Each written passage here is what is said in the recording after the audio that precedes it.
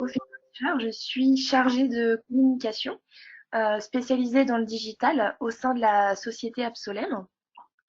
Donc Absolem, nous sommes une agence de communication et de web, mais également d'événementiel et de construction de stands, où on adopte une vision 360 de la communication. Et aujourd'hui, on va s'attarder principalement sur la partie digitale à l'aide de cette présentation.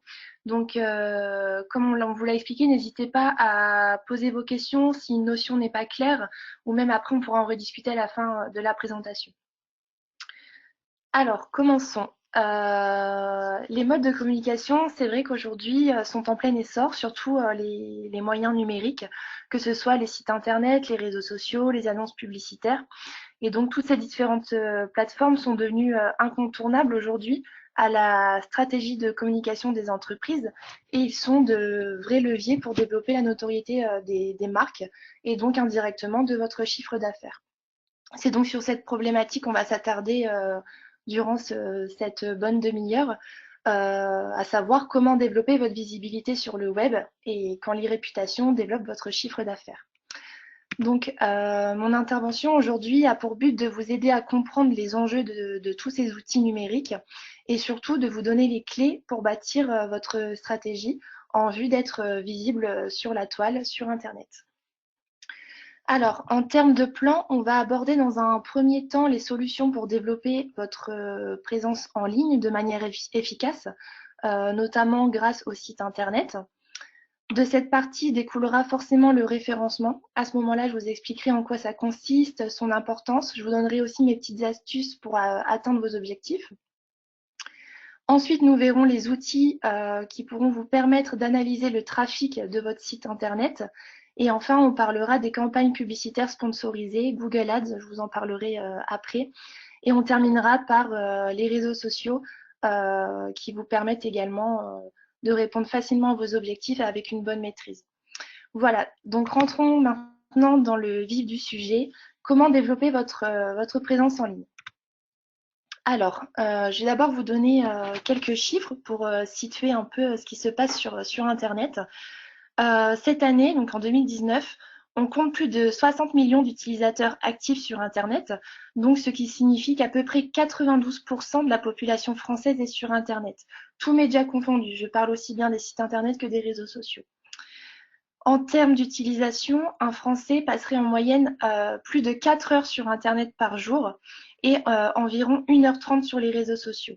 Donc, j'ai pas besoin de dire quoi que ce soit sur ces chiffres, ils parlent d'eux-mêmes.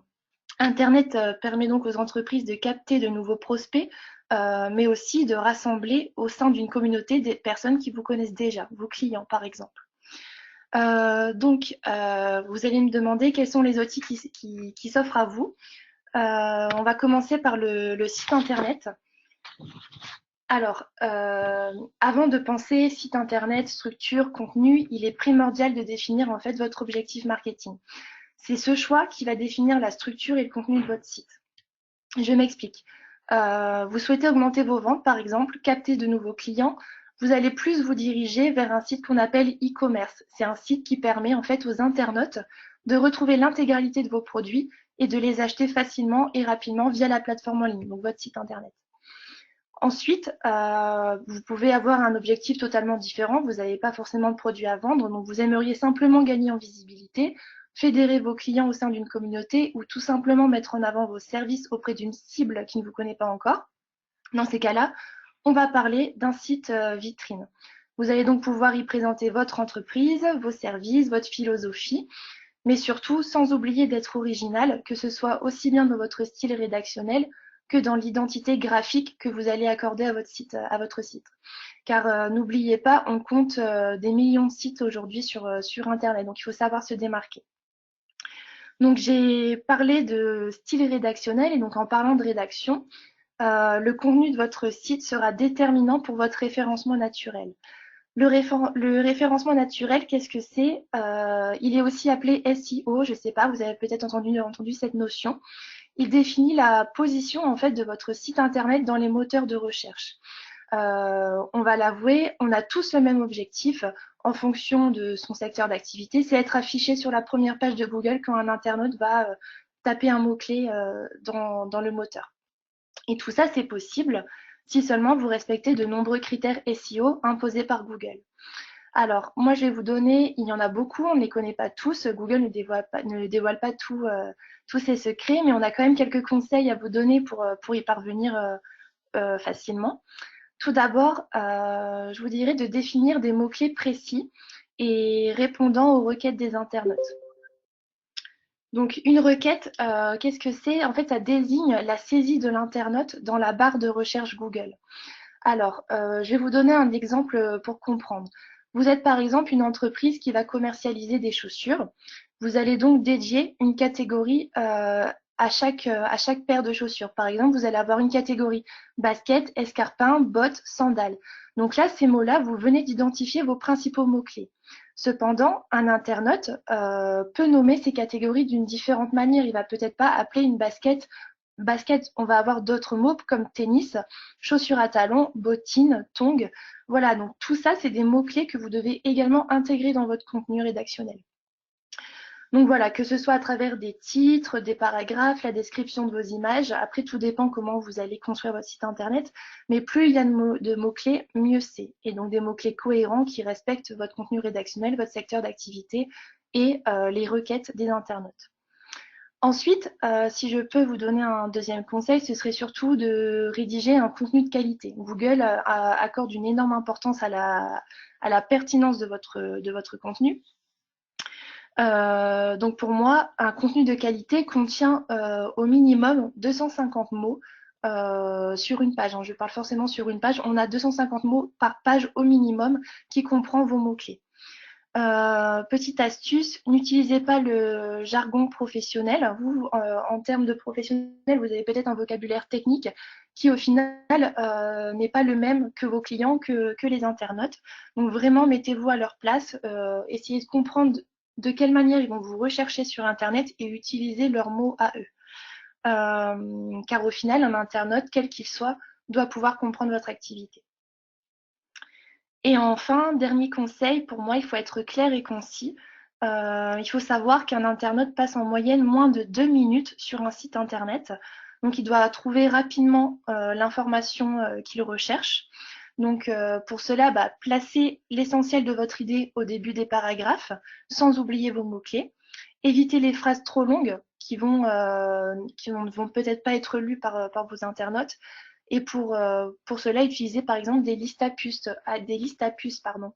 Comme ça, vous pouvez placer un maximum de contenu. C'est plus facile à lire en termes d'ergonomie aussi. C'est ce qu'on utilise beaucoup sur Internet.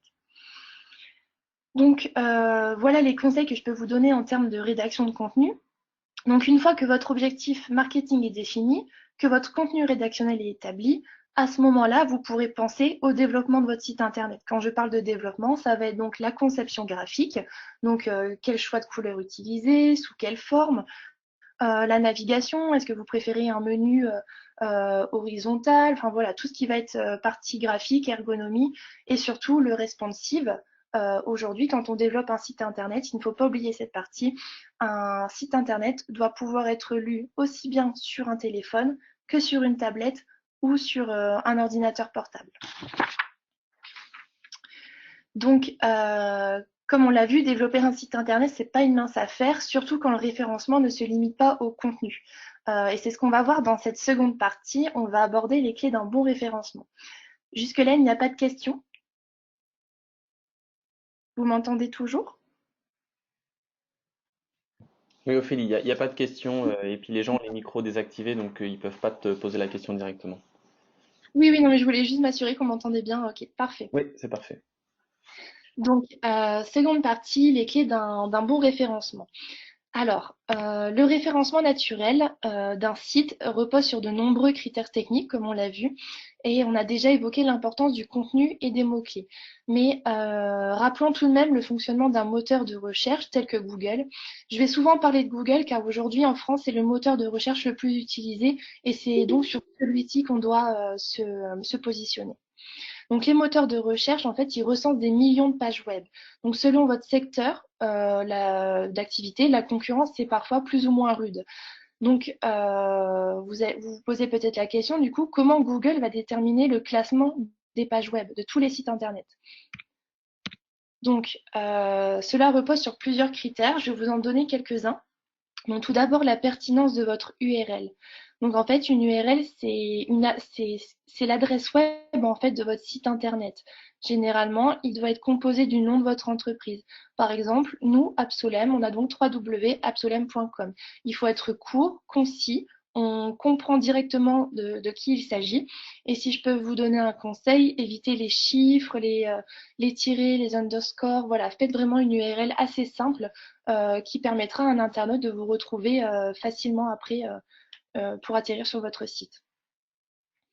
Ensuite, je reparle encore une fois de la pertinence du contenu sur les pages. Donc, Google se base là-dessus.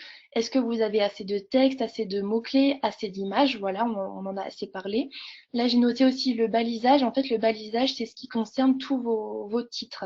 Quand vous allez construire une page web en termes de contenu, vous allez donner un titre à votre page, mais pensez également à mettre des sous-titres qui va permettre en fait de structurer votre site internet. Et donc, pour les robots de Google, ce sera plus simple en termes de lecture et donc meilleur pour votre référencement. Ensuite, Google va regarder si votre site est régulièrement mis à jour. Quand je parle de mise à jour, en fait, je parle de l'ajout de nouveaux contenus. Par exemple, dans votre blog, est-ce que vous alimentez régulièrement votre blog avec des actualités, que ce soit des actualités de votre secteur, des événements d'entreprise, voilà, peu importe. Est-ce que voilà, vous mettez à jour votre site internet? Ensuite, on peut parler également de la sécurité d'un site. C'est un critère important pour le référencement. Et donc là, c'est un petit peu plus technique. On parle de certificat SSL. Je vous explique rapidement ce que c'est. Je vais essayer de faire simple. Le certificat SSL, en fait, c'est un certificat électronique qui se commande généralement sur votre hébergeur, qui permet de sécuriser les communications entre des serveurs web et des navigateurs. Donc, en fait, techniquement, le certificat, ça se résume à un fichier de données utilisé pour crypter des informations sur Internet. Donc voilà, donc ça, une fois que vous l'avez, c'est après vous voyez avec un développeur pour l'installer sur votre site Internet. Et donc, c'est un critère qui permet d'être mieux référencé. Google, en fait, va donner plus de confiance à votre site Internet. Et enfin, dernier point, on va parler des balises title et des métadescriptions. Alors, la balise title, qu'est-ce que c'est? C'est ce que vous voyez ici en exemple, agence communication événementielle digitale et stand en bleu. Ça, c'est la balise title. Donc ça, vous le rentrez dans votre site internet. Ça doit donner un titre en fait à la page de votre site. Et ensuite, les métadescriptions, c'est ce que vous voyez en dessous, en gris par exemple. Chez nous, c'est Bienvenue chez Absolem, l'agence de communication événementielle à Orléans, Paris, Lyon. Découvrez tous nos services en communication digitale et stand. Ça, voilà, en fait, on décrit ce qu'il va y avoir sur la page du site internet, sachant que là, c'est la page d'accueil. Donc voilà, donc la métadescription est utilisée par les robots pour décrire ce qui se trouve sur votre page web. C'est ce qui apparaît donc dans les résultats de recherche. Voilà, donc en fait tout ça, c'est un peu les éléments principaux à ne pas négliger pour optimiser votre référencement. Donc Google, ou plus ou moins du coup ces robots, va analyser votre site et en déterminer la pertinence. Il sera donc affiché dès lors qu'un internaute recherchera un de vos mots-clés que vous avez inscrit dans votre site internet. Alors après, j'attire votre attention tout de même sur les résultats. N'espérez pas avoir des résultats en fait dès le premier mois. Là, on parle de référencement naturel, donc c'est quelque chose qui prend du temps. Moi, je vous conseille de juger votre positionnement sur 3 mois. Au bout de 3 mois, vous pouvez déjà avoir un avis de votre positionnement. Donc, et donc émettre un jugement réel et après corriger ce qui va et ce qui ne va pas. Voilà. Donc ça, c'est un peu les éléments clés pour un bon référencement. Après, si on veut aller plus loin, je vais vous parler des fiches entreprises Google. Alors, c'est une autre solution du coup pour vous positionner facilement. Les fiches entreprises Google en fait sont gérées avec un compte Google My Business. Donc, il vous suffit juste de créer votre compte et on va vous proposer facilement de gérer votre établissement. Et donc pour moi, Google My Business, ça représente bien plus qu'une simple fiche dans un annuaire, car en fait, grâce à votre profil d'établissement, vous allez pouvoir interagir facilement avec vos clients potentiels. Quand je parle d'interaction, ça va être, on va avoir un lien vers votre site internet, par exemple, donc voilà, site web. Vous allez également avoir Google Maps si une personne cherche à voir où est-ce que vous êtes localisé, à venir chez vous, donc avoir un itinéraire. On peut également prendre rendez-vous. On peut avoir accès aux horaires de l'entreprise et également avoir accès à vos coordonnées. En fait, ça évite à une personne qui n'a peut-être pas le temps d'aller sur votre site internet et donc de récolter vos informations à travers la fiche entreprise. Donc, cet outil, Google My Business, c'est un outil gratuit qui est proposé donc par Google qui vous permet d'attirer des clients potentiels et de susciter leur intérêt dès qu'ils vous recherchent dans Google. Les internautes peuvent également laisser des avis sur vos produits ou sur votre marque. Donc ça, c'est un élément quand même très important. Il faut vraiment gérer ces avis. Et du coup, on va parler de modération.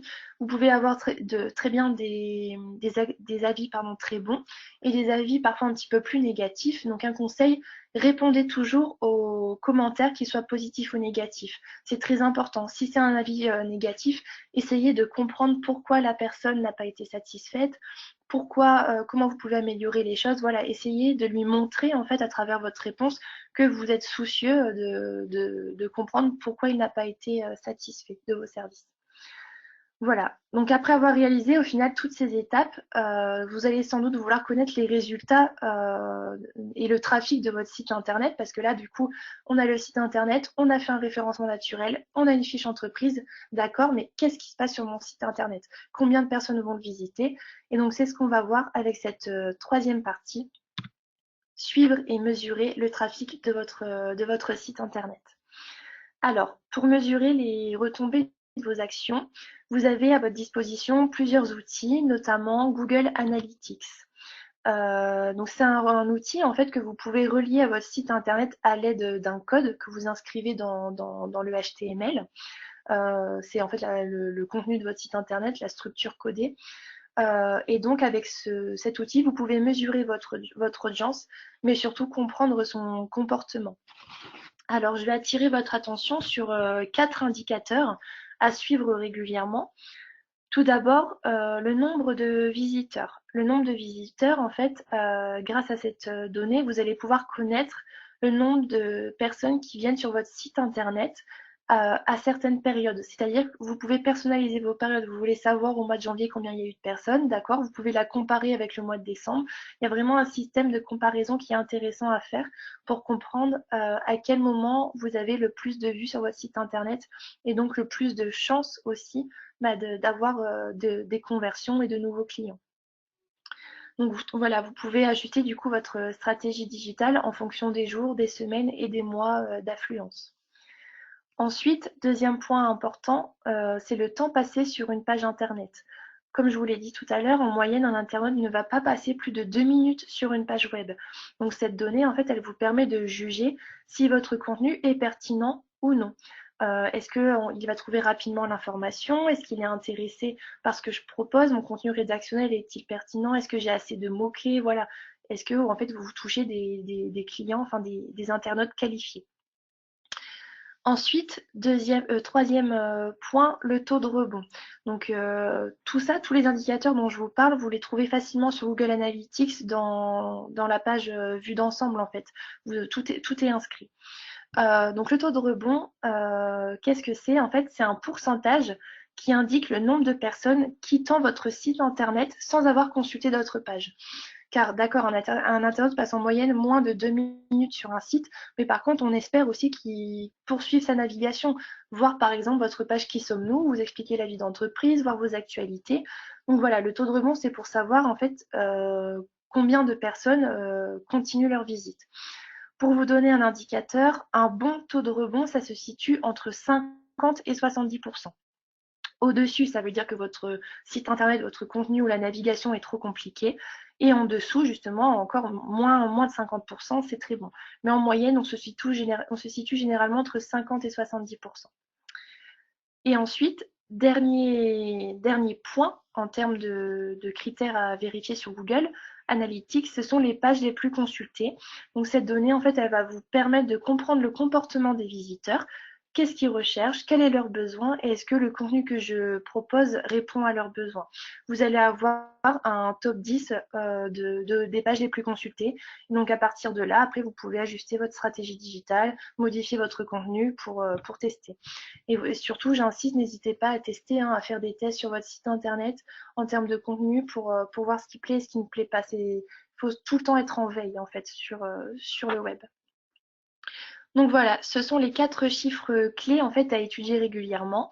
Mais comme je vous l'ai dit, gardez bien à l'esprit que le référencement naturel, c'est quelque chose de long, ça ne s'obtient pas seulement en quelques semaines. Donc vous l'avez bien compris, être positionné en naturel sur Google, ça prend du temps, mais selon la période ou l'actualité des entreprises, on n'a pas forcément ce temps en fait. Donc il existe d'autres solutions qui sont des solutions payantes ce coup-ci. C'est de la publicité qui s'appelle Google Ads. Et donc on va traiter ce sujet maintenant dans cette quatrième partie. Je bois juste un petit coup d'eau.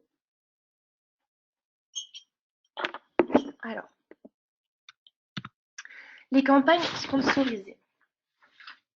Donc, comme je vous l'ai dit, Google Ads, c'est un outil publicitaire donc, qui se trouve en ligne, hein, comme Google Analytics. Tout ça, c'est des choses que vous pouvez trouver sur Internet, qui permet à une entreprise de promouvoir ses services, donc auprès d'une cible précise, mais également auprès d'une zone géographique, et tout ça en fonction de mots-clés prédéfinis en relation avec le secteur d'activité de l'entreprise. Donc là, vous avez un exemple sur l'écran. On voit par exemple, ça c'est nos annonces Absolem, création de site internet, site vitrine et e-commerce, absolem.com, et en dessous notre description. Et donc on comprend que c'est une annonce sponsorisée grâce à la mention en vert annonce. Et donc généralement, elle se positionne directement en haut de votre page de recherche, soit en haut ou soit tout en bas. Vous pourrez faire le test avec n'importe quel mot-clé dans une barre de recherche Google, vous trouverez forcément des annonces sponsorisées. Donc voilà, donc cet outil, en fait, ça offre de nombreuses possibilités.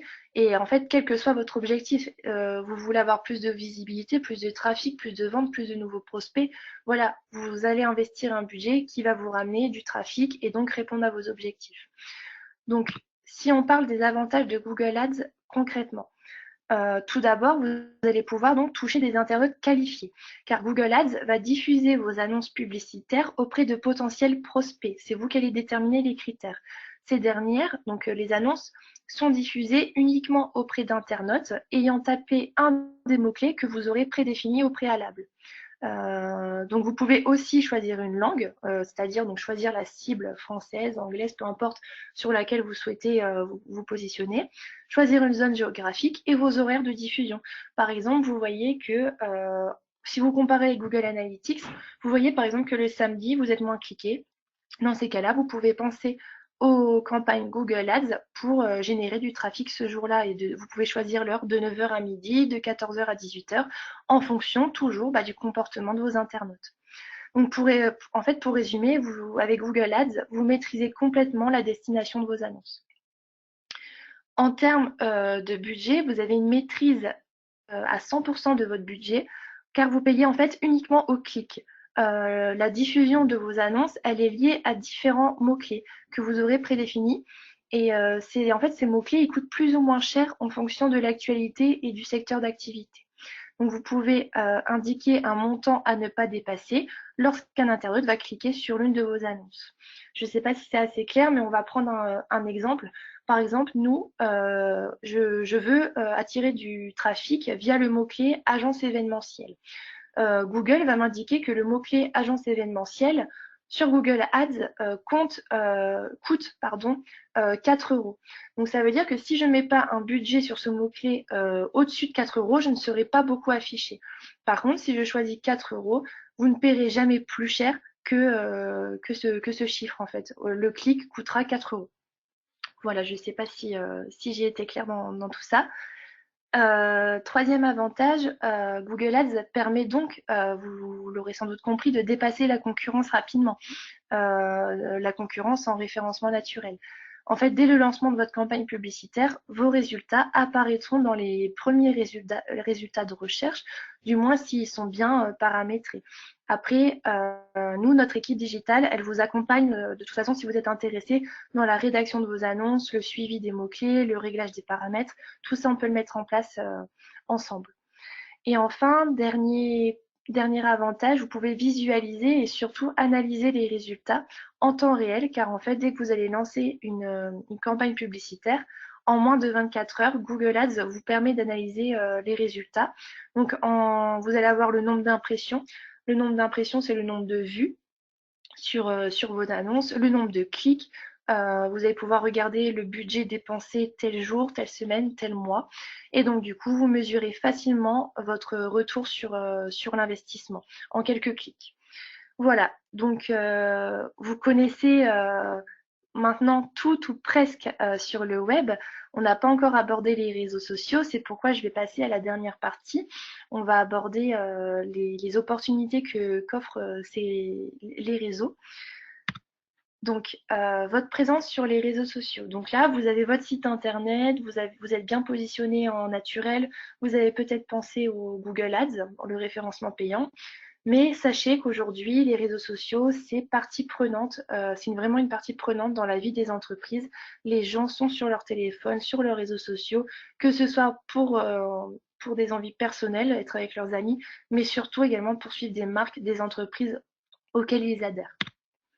Donc, on va parler de ces outils numériques, principalement de Facebook, LinkedIn, Twitter et Instagram.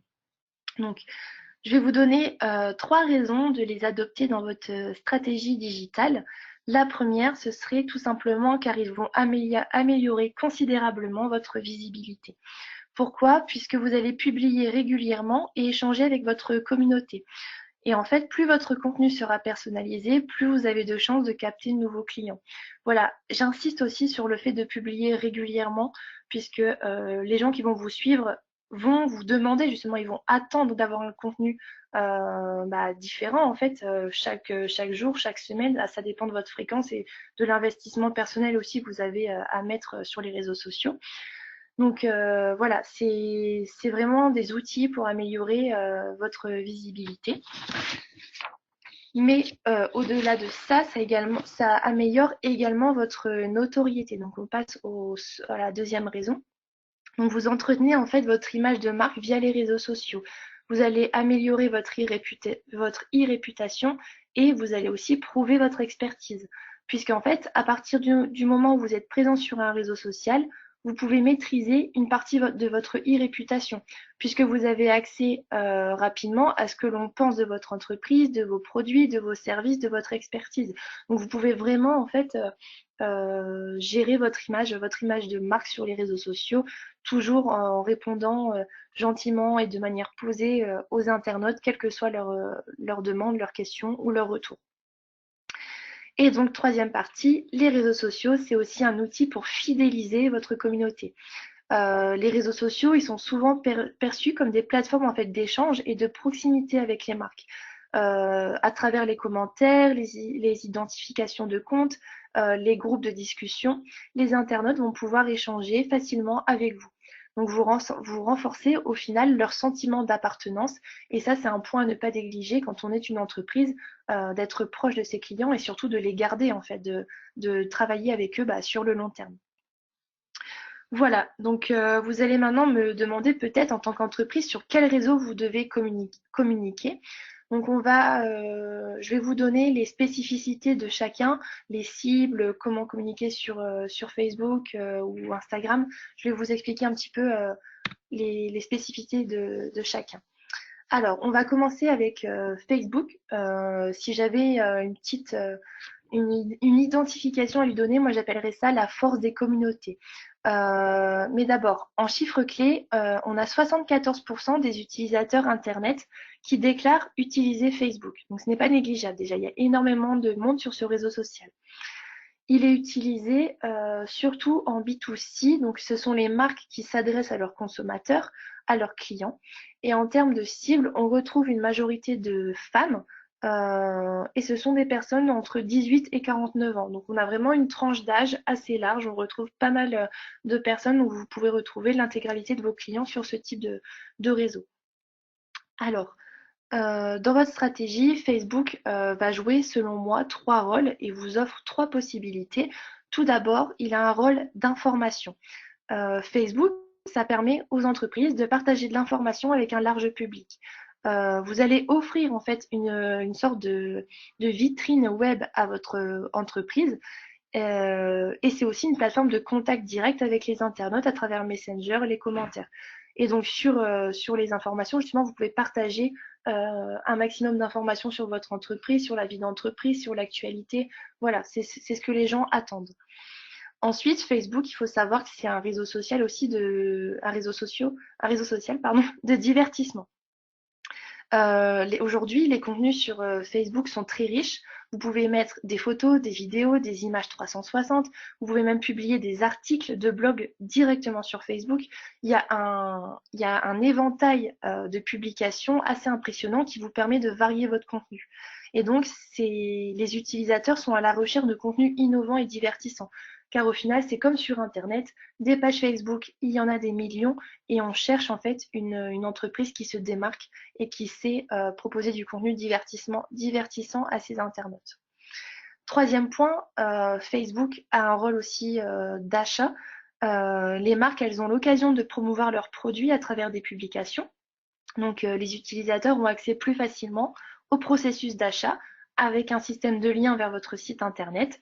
Donc, c'est pourquoi Facebook est un levier pour booster vos ventes auprès de vos clients, mais également de clients qui ne vous connaissent pas encore, de vos prospects. Voilà, en termes de rôle. Après, j'aimerais attirer votre attention sur la page entreprise, car on a deux types de profils sur Facebook. Un profil personnel, où là, bah, c'est en tant qu'individu, où on va voir ses amis, voilà, c'est quelque chose complètement à part. Et une entreprise doit se concentrer sur un profil entreprise.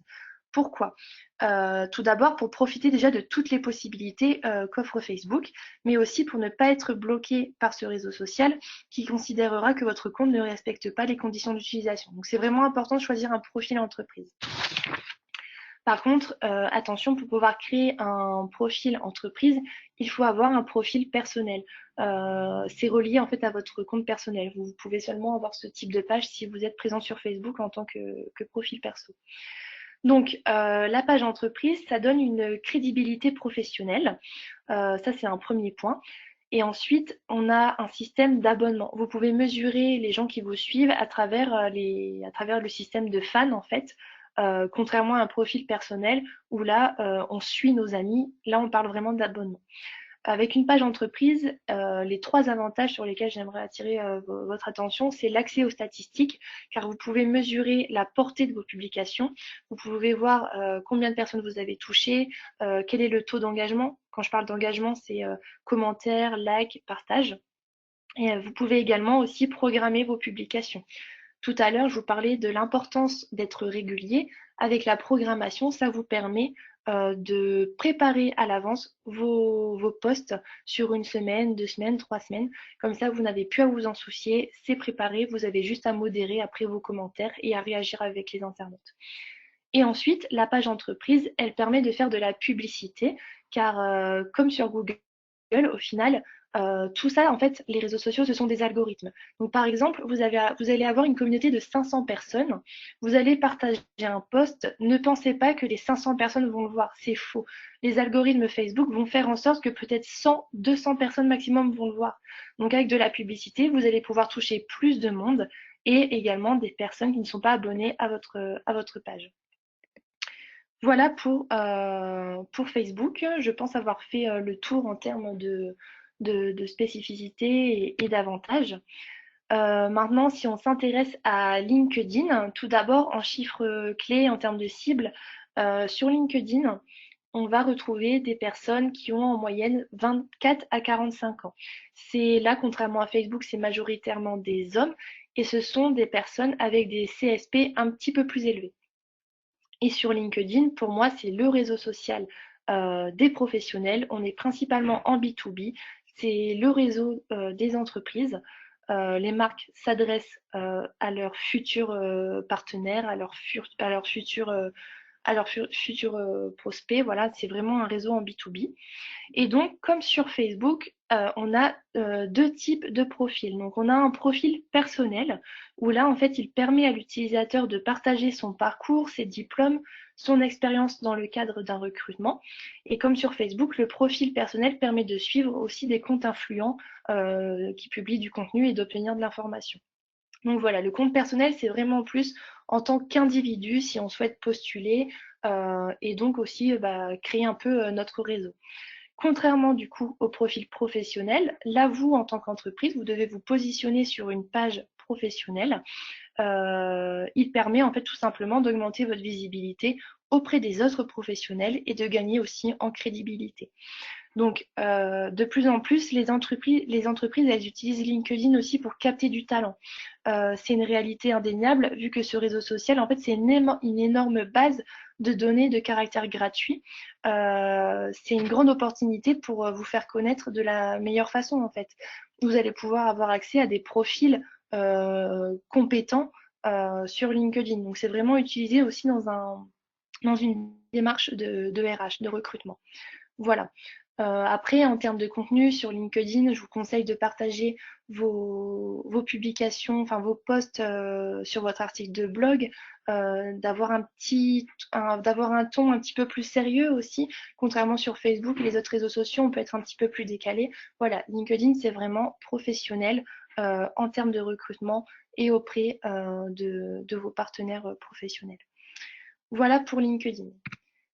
Euh, le profil professionnel, il permet donc de gagner toujours en crédibilité, d'accéder aux statistiques. Vous allez, comme sur Facebook, vous avez accès aux engagements, tout ça, à la portée des publications. Vous pouvez également faire de la publicité, ça marche comme sur Facebook, et vous pouvez créer du coup un réseau de contacts efficace. Passons à Twitter. Alors Twitter, pour moi, c'est la spontanéité. Aujourd'hui, en termes de contenu, 71% des utilisateurs en fait consultent Twitter pour avoir des actualités et de l'information. Donc au final, pour vous en tant qu'entreprise, c'est bien, vous avez l'avantage de pouvoir relayer vos articles de blog par exemple, des actualités de l'entreprise auprès des internautes et de votre communauté.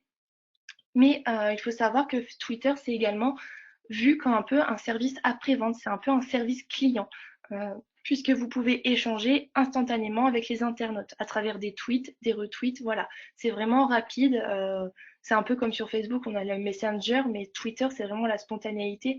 Et attention, parce que là, du coup, tout le monde peut voir les tweets, et donc encore une fois, j'attire votre attention sur la modération des commentaires.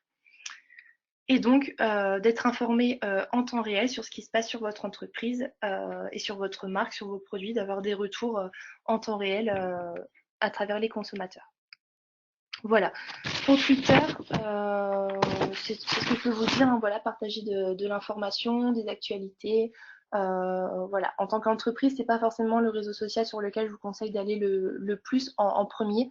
Moi, je vous conseille vraiment de vous diriger Facebook, LinkedIn et Instagram que je vais aborder tout de suite. Pardon.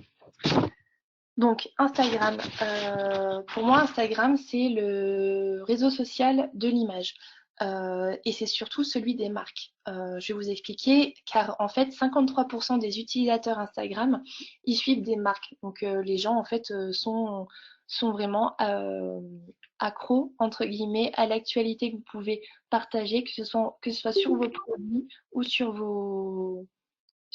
votre actualité. En termes de cible, Instagram, on trouve des personnes de moins de 35 ans en moyenne. Donc c'est une cible assez jeune. Et on a une majorité de femmes. Alors, ce réseau social, en tant que marque, il vous permet de gagner en visibilité auprès des consommateurs. On a aussi donc une communication B2C. Ça vous permet de mettre en scène vos services, vos produits ou vos idées grâce à l'image. Vous pouvez être original, en fait, vous avez la créativité, en fait, elle est plus à même sur ce réseau social à travers la photo. Vous pouvez partager davantage à l'aide des stories. Les stories, qu'est-ce que c'est? Vous en avez également sur Facebook, mais c'est sur Instagram où ça marche le mieux. En fait, vous prenez une petite vidéo, une petite photo que vous partagez. C'est disponible pendant 24 heures. En fait, c'est de l'information virale et ça marche sur Instagram principalement. Et sur Instagram, vous pouvez avoir accès à des statistiques, toujours, mais seulement si vous avez un compte professionnel. C'est toujours pareil, il faut avoir ce type de profil pour pouvoir gérer le comportement de vos internautes. Voilà en termes de réseaux sociaux, comment ça fonctionne. Euh, Si je peux vous donner un dernier conseil, on va parler des éthiques et des règles de bonne conduite sur les réseaux sociaux. Premièrement, soyez transparent. Ne mentez pas à vos consommateurs, à vos internautes. Certes, vous pouvez gérer ce que vous allez publier, vous partagez ce que vous avez envie, mais soyez transparent avec eux et ça rejoint le deuxième point de rester authentique. Pendant une époque, on a vu pas mal de monde créer des faux comptes, en fait, des faux comptes sur Facebook, Instagram, peu importe, pour s'abonner et pour laisser des commentaires plutôt sympathiques. Et au final, tout ça, c'est faux. Donc voilà, soyez transparents, soyez authentiques avec vos internautes et vous verrez que le résultat sera prometteur. Ensuite, modifiez régulièrement vos mots de passe. Voilà, des fois, il y a aussi quelques failles de sécurité. C'est important de modifier régulièrement son mot de passe pour éviter tout type de piraterie. Ensuite, modérez les commentaires, mais surtout modérez vos émotions. Je vous en ai parlé, je vous l'ai redit à chaque fois. Les commentaires peuvent être négatifs, positifs. Essayez d'y répondre un maximum. Soyez en échange avec vos internautes. Et surtout, soyez reconnaissants. C'est grâce à eux que vous allez pouvoir augmenter vos ventes, répondre à vos objectifs et augmenter votre chiffre d'affaires. Donc, vous pouvez, par exemple, pour les fidéliser, proposer, par exemple, des jeux concours aux périodes de fête, à l'anniversaire de l'entreprise, voilà, des choses comme ça qui pourraient susciter de l'engagement et donc remercier les internautes. Et enfin, soyez réguliers dans vos publications. Vous devez définir un planning éditorial, savoir sur quel sujet vous allez traiter, par exemple le lundi, le mercredi et le samedi. Voilà, vous devez être régulier, publier régulièrement et voilà, il n'y a pas de secret. Plus vous allez publier, plus vous allez avoir des retours rapidement. Voilà, je suis allée quand même assez vite parce que le digital, on a pas mal de choses à dire. J'ai essayé d'aborder un maximum de points. Si je pouvais vous résumer cette présentation, je vous dirais de vous concentrer sur 3 points. Tout d'abord, préparer en amont vos actions. Donc, c'est-à-dire définir vos besoins et ceux surtout de vos clients, sans oublier votre objectif marketing. Ensuite, soyez curieux et surfez sur les tendances web. Regardez le positionnement stratégique aussi de vos concurrents et inspirez-vous-en pour mieux faire, tout simplement. Et restez sensible au comportement de vos internautes. Suivez mensuellement vos statistiques, comparez les périodes et cherchez à comprendre pourquoi il y a tel ou tel résultat. Si je pouvais ensuite résumer avec un second point, je vous dirais de vous adapter aux évolutions. Le web, c'est un outil en perpétuel renouvellement, donc les outils qui fonctionnent aujourd'hui fonctionneront peut-être d'une autre manière demain, donc soyez vraiment curieux et veillez vraiment, enfin adaptez-vous aux évolutions. Et enfin, n'oubliez pas d'être créatif et de vous amuser aussi dans ce que vous proposez sur Internet. Ça doit être plaisant. Soyez patient. Les résultats ne seront pas forcément immédiats. Et soyez surtout prêts à rebondir face à une augmentation de trafic, par exemple, ou à une baisse. Voilà, n'hésitez pas à chercher des solutions. Voilà, j'espère que ma présentation, elle aura pu vous aider à comprendre aussi de manière concrète un peu ce qui se passe sur Internet. Vous détenez désormais les clés en fait pour développer votre visibilité sur Internet. J'ai envie de vous dire, c'est à vous maintenant d'en faire bon usage. Sachez que nous, Absolem, on peut vous accompagner dans vos stratégies digitales, que ce soit de la conception à la refonte de sites internet, de l'optimisation de votre référencement, la gestion de vos réseaux sociaux. Voilà, toutes nos équipes sont à votre disposition. De toute façon, je vous ai mis mes coordonnées, mon adresse mail, donc web02@absolem.com, notre site internet, notre numéro de téléphone, et rejoignez-nous aussi sur les réseaux sociaux pour avoir plus d'infos. Après, pour ceux qui sont intéressés, On peut vous proposer un audit gratuit de votre site internet ou juste de votre situation en termes de digital pour discuter en fait un petit peu de ce que vous avez mis en place, comment on pourrait l'optimiser et vous donner quelques conseils pour réussir et atteindre vos objectifs.